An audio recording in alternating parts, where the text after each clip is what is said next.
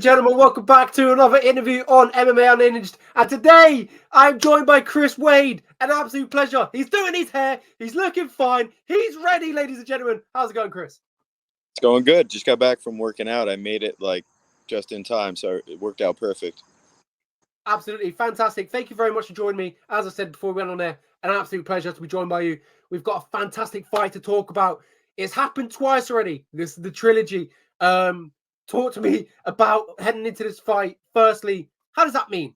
You know, a trilogy fight against Bubba Jenkins. Personal. You talked about it before we went on there. Yeah, I mean, I never even thought I would wind up having a trilogy fight in MMA. There's so much competition. There's so many guys. These seasons are so different. So usually, if you fight a guy twice, that's a lot. But this one is a very, very necessary trilogy fight, being that we both won a fight each where we kind of controlled the other guy in the bouts we won. So I mean, what other style fight would you need a rubber match than something like that? Absolutely. And before we get into all that good stuff about when we talk about the Bubba fight, first and foremost, I just want to talk about how you kind of how you've grown as a fighter since you first joined the PFL, because this has been I think like your third or fourth season now inside the PFL, so you've come a long way. So talk to me about that. How much do you think you've grown since your first season in the PFL and now here where we are here today? This is actually my fifth season with the PFL. Wow. I've been with them from the jump, and yeah, I do think that I've grown quite a bit as a fighter and as a man through life. It's fighting's a challenge. Life is a challenge for everybody out there, and I think that my time in the PFL cage, if you look, I've gotten a lot more comfortable on my feet. Finally, kind of figured out my identity, who I am as a striker, um, and I'm able to stay there as opposed to early on in my career. I was just bum rushing takedowns and trying to figure it out after the fact. So I am proud of that, but we're still trying to get better. Still trying to be a smarter fighter, more well-rounded fighter, have better technique. So it's an ongoing process. Absolutely, and I'd love to talk about how high intensity the PFL is. You're bouncing from fight to fight within months. It's crazy. It's a quick turnaround from fight to fight, and you've done it for as you talked about, it's your fifth season for 5 years now. How do you feel like you've managed that, and obviously gotten better with throughout the years? Yeah, this is a very unique way to compete in MMA.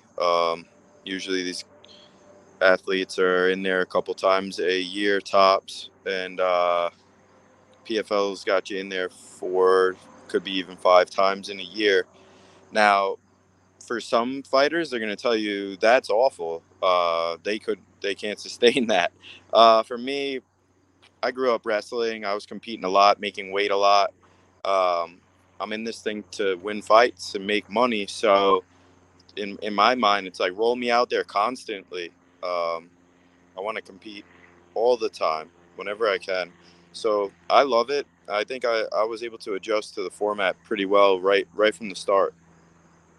Absolutely. Do you think that suits you? As you talked about, you had a long career outside the PFL, but when you stepped inside, you were experienced, but you felt like this format you talked about, their wrestling, so you feel like it suits you to a T.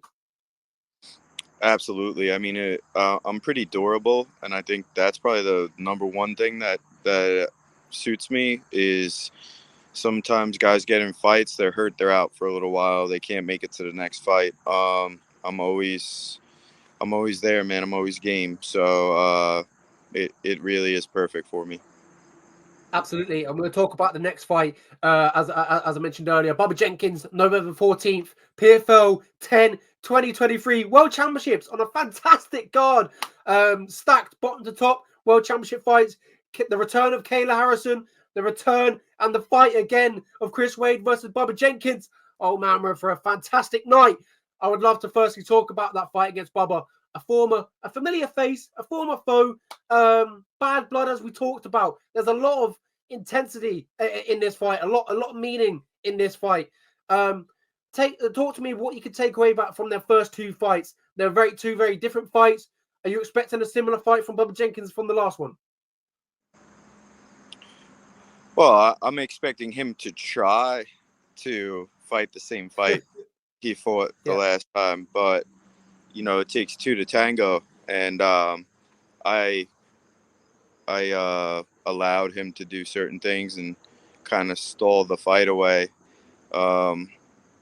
in that second bout. So yeah, I think he's absolutely going to look for takedowns and look to hold me there because there's really not shit else he could do um, once we're down there beside that. So um, as, I'm expecting it, but I know he'll throw some shots here and there. So you got to be on the lookout. He's a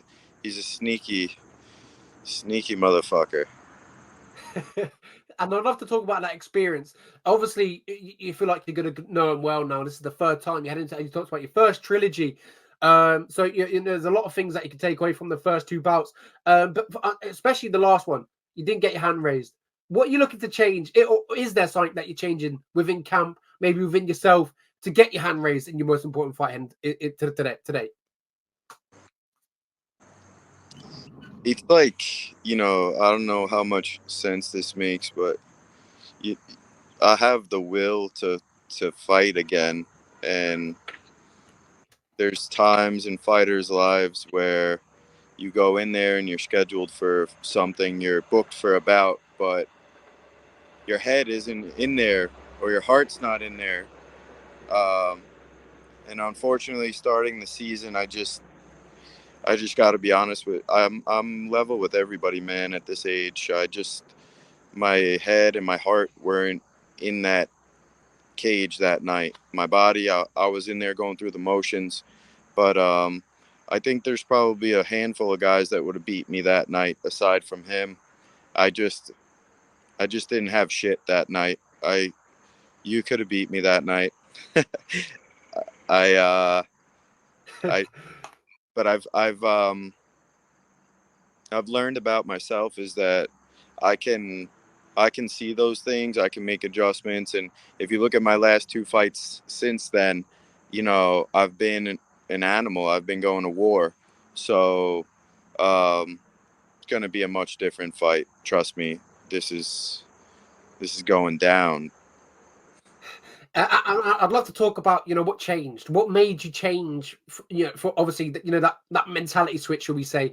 Was it? Did you have a little talk with yourself, thinking, "All right, Chris, what's going on here? I need to change a few things." Is that what happened? Um, so it's just life outside of the cage. Unfortunately, some of it's just personal stuff, and I'd rather not really touch Of on it. course. But suffice it to say that those issues are not there anymore, and that's what allowed me to be back. But did I have a talk with myself, bro? I had multiple talks with myself, multiple talks with myself. As crazy as that sounds, man, sometimes like you gotta go to those places, and I just had to admit to myself that you fought with no heart out there. You fought like a pussy, and either you're gonna get it right and you're gonna go out there and be a man, or you're not gonna do this shit anymore. Because just wasn't proud of that type of a fight. I let him dictate this, boring bullshit, um, wrestling style fight, and nobody was happy at the end of it. I don't think any fans of MMA were gained at the end of that bout. So, got to do better. Got to do more. Yeah, and I'd love to ask you, given that all that I've just asked and what's just said, what Chris Wade our fans are gonna see, and that we can expect on November 24th. I mean, listen, man. Anyone who knows me, like, truly, genuinely does know me, knows that I'm a good dude, and that that I'm somebody you want on your side. Just the things that went on in the last fight, and this is going to be one of those situations where it's like this is a lesson to people about why you got to be careful about disrespecting other people. So you're just going to see a very, very determined, very focused, very controlled but angry version of myself. It's it's almost like a Nate Diaz situation. I just, when it comes to this guy, man, I don't give a fuck. Um, he's a piece of shit. He needs a fucking beating, and it's my job to deliver that to him. I have to. He needs it.